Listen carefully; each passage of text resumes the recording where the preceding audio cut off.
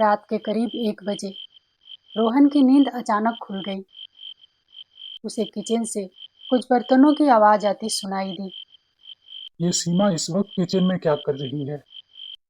वह धीरे से बड़बड़ाया, पर अगले ही पल उसे झटका लगा।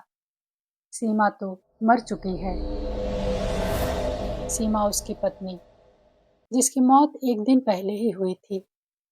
एक रात अचानक सीमा को दिल का दौरा पड़ा और हॉस्पिटल ले जाने से पहले ही उसकी मौत हो गई। उस रात रोहन की दुनिया उजड़ गई। अगली सुबह गांव के शमशान घाट में सीमा का अंतिम संस्कार किया गया।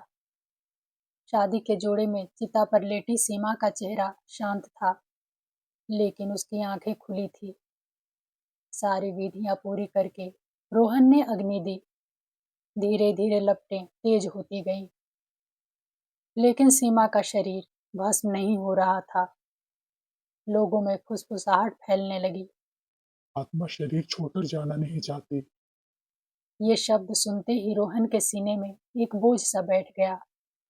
जब वो वहां से घर लौटा तो घर में एक अजीब सा सन्नाटा पसरा हुआ था, और आधी रात की नींद खुलने के बाद उसने किचन से आती आवाज सुनी तो वह कुछ पल के लिए भूल गया कि सीमा अब इस दुनिया में नहीं है। आवाज अभी भी आ रही थी, निरंतर, हल्की लेकिन साफ। वह चौकन्ना हो गया। दबे कदमों से वह किचन की तरफ बढ़ा। खिड़की से आती चांद की रोशनी में उसने देखा, वह खड़ी थी, लाल साड़ी, खुले बाल, हाथों में वही चूड़ियां, चेहरा हल्की धुंध में ढका हुआ। लेकिन रोहन पहचान गया। उसका गला सूखने लगा। सीमा। उसके होठ हल्के से हिले, जैसे वह मुस्काई हो, और अगले ही पल अंधेरे में घुल गई। इसके बाद रोहन को नींद नहीं आई। उसका दिमाग उसी किचन में अटका रहा। वह बार बार सोचता रहा, क्या सच में मैंने उसे देखा, या ये मेरे दिमाग का वहम है? उस रात वह कई बार उठकर किचन तक गया। हर बार वहां बस खालीपन था और गहरा सन्नाटा। सुबह होते ही उसने अपनी दोस्त श्वेता को फोन किया। रोहन की आवाज में अकेलापन और घबराहट दोनों थे। श्वेता, कल रात मुझे लगा जैसे मैंने सीमा को देखा। रोहन की आवाज कांप रही थी। रोहन, तुम्हें उसकी याद ने परेशान कर दिया है। मैं अभी आ रही हूँ। उस दिन के बाद श्वेता अक्सर मिलने आने लगी। कभी कुछ अच्छा बनाकर उसे खिलाती, तो कभी अपनी बातों से उसे हंसाने की कोशिश करती। लेकिन उन दोनों को यह एहसास ही नहीं था कि वहां कोई और भी मौजूद था, कोई जो हर पल उन्हें देख रहा था। श्वेता के कारण रोहन का अकेलापन कुछ हद तक कम होने लगा। धीरे धीरे रोहन और श्वेता की ये मुलाकातें मोहल्ले में चर्चा का विषय बनने लगी। जब ये बात दोनों परिवारों तक पहुंची तो उन्होंने रोहन और श्वेता को शादी कर लेने को कहा। श्वेता को कोई ऐतराज नहीं था, लेकिन रोहन ने साफ मना कर दिया। उसके लिए सीमा की जगह कोई और नहीं ले सकता था। पर इस पूरी कहानी को कोई देख रहा था, और वह थी सीमा की आत्मा। वो अक्सर श्वेता और रोहन को साथ बैठा देखती, कभी खिड़की के पास खड़ी रहती तो कभी दरवाजे के पीछे। धीरे धीरे लोगों को भी वह घर के छत पर दिखाई देने लगी। गांव में फुसफुसाहट फैलने लगी। रात के समय कोई औरत की परछाई रोहन के घर की छत पर घूमती है। घर के अंदर भी अजीब घटनाएं शुरू हो गई। कभी रोहन देर रात लौटता तो देखता किचन का सामान इधर उधर बिखरा हुआ है, जैसे किसी ने गुस्से में सब उलट पुलट कर दिया हो। दिन गुजरते रहे, लेकिन रोहन का चैन जाता रहा।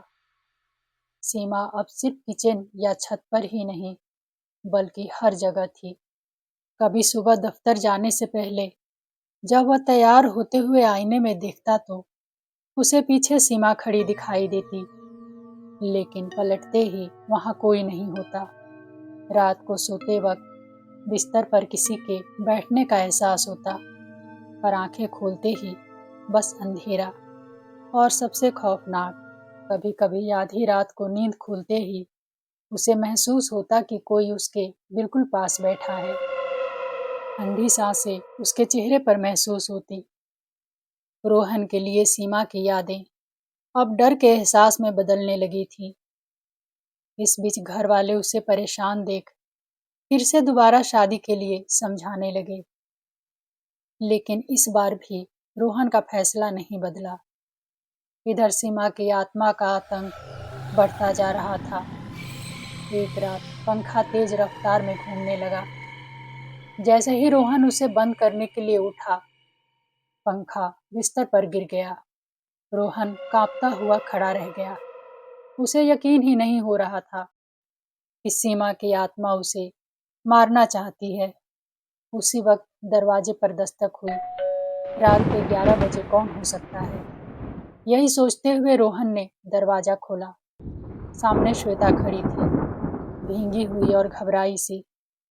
रोहन, मैं तुम्हीं से मिलने आई हूँ। पता नहीं क्यों मेरे दिल में बहुत बुरे बुरे ख्याल आ रहे थे और मुझे तुम्हारी बहुत फिक्र होने लगी थी।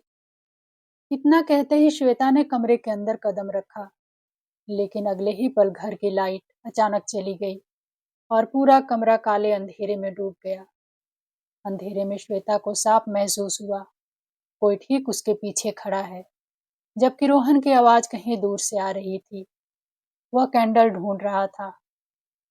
श्वेता रोहन को आवाज देने ही वाली थी कि तभी उसे अपने बालों में एक तेज दर्द महसूस हुआ, जैसे कोई उसके बालों को पकड़ के जोर से खींच रहा हो।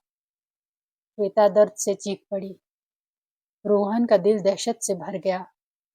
उसे समझ आ गया था कि सीमा की आत्मा श्वेता पर हमला कर रही है। रोहन का गुस्सा अब डर पर भारी पड़ने लगा था।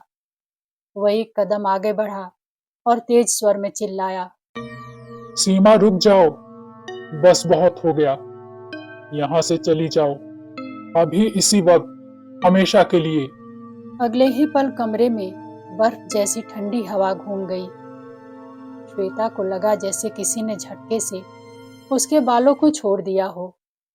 वह डर कर रोहन की तरफ भागी और उसे कसकर पकड़ लिया। वह कांप रही थी। रोहन ने उसे थाम कर धीरे से कहा, डरो मत, मैं हूं ना। कमरे के कोने में चांद की हल्की रोशनी में एक पल के लिए रोहन को लगा जैसे कोई लाल साड़ी हल्की से लहराई और फिर गायब हो गई। उस रात से सीमा की आत्मा हमेशा के लिए गायब हो गई। कुछ दिनों बाद रोहन ने श्वेता से शादी कर ली, लेकिन वह कभी नहीं जान पाया कि सीमा की आत्मा उसे डराकर उसके दिल में अपने लिए बस डर और नफरत भरना चाहती थी, ताकि वह उसकी यादों से निकलकर अपनी एक नई दुनिया बसा सके।